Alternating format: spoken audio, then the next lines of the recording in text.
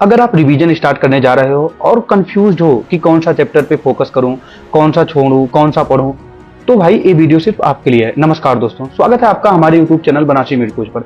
आज हम बात करने वाले हैं नीट के टॉप स्कोरिंग चैप्टर, वो चैप्टर जहां से हर साल को फिक्स क्वेश्चन आते हैं। और इस वीडियो के एंड में मैं दूंगा एक पावरफुल टिक जिससे तुम्हारे मार्क्स सूट अप होंगे।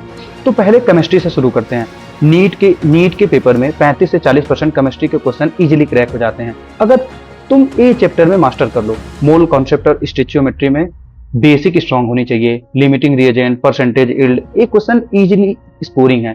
थर्मोडायनेमिक्स में आपको 4 फार्मूला याद रखना है। Gibbs free energy and spontaneity का कॉन्सेप्ट समझ लो।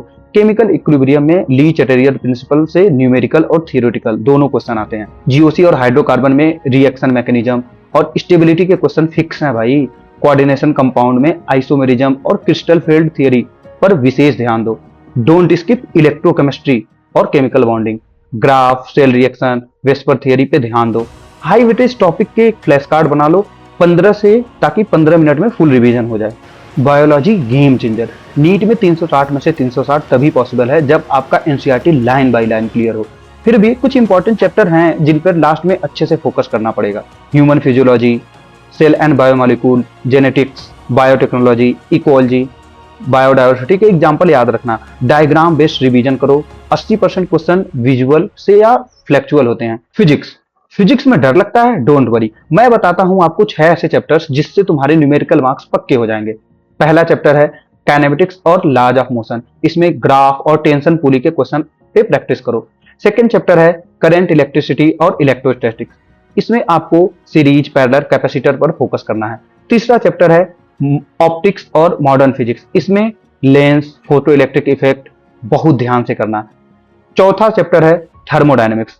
इसमें आपको पीवी, ग्राफ, वर्क डन के क्वेश्चन तो आते ही आते हैं। पांचवा चैप्टर है एसएचएम और वेव। इसमें क्वेश्चन बेस्ड न्यूमेरिकल पे ध्यान देना। छठवां चैप्टर है ईएमआई और मैग्नेटिज्म। इसमें लेंज लॉ, इंड्यूस्ड ईएमएफ जरूर करना। वन शॉट रिवीजन करो और पीवाईक्यू प्रैक्टिस करो। फिर देखना फिजिक्स में जंप। रिवीजन ट्रिक भाई, इंड में कैसे पढ़ें? बस 3 रूल को फॉलो करो। पहला रूल, अपना दिन मॉक टेस्ट से शुरू करो। अब इसमें जरूरी नहीं है कि तुम पूरा पेपर बैठकर सॉल्व करो। जो सब्जेक्ट वीक है सिर्फ उसका मॉक लगा सकते हो। सेकेंड रूल, मॉक के बाद उसी दिन एनालिसिस करो और जो गलती हुई है उसका एक मिस्टेक रजिस्टर बनाओ। तीसरा रूल, दिन में 2 घंटे डेडिकेटली एनसीईआरटी रीडिंग को दो, जिसमें तुम इंपॉर्टेंट हाईलाइटेड पॉइंट, टेबल और एग्जाम्पल डायग्राम पर फोकस करो। शुरुआत में यूनिट वाइज रिवीजन करो, फिर स्पीड बढ़ते ही ऐसे टाइम आएगा जब तुम दोनों एनसीईआरटी एक ही दिन में रिवाइज कर पाओगे। फिजिक्स और केमिस्ट्री को अल्टरनेट डे पे रिवाइज करो। 20 दिन में 15 तक मॉक टेस्ट लगाओ, उसके बाद देखना मार्क्स खुद ही बूस्ट हो जाएंगे।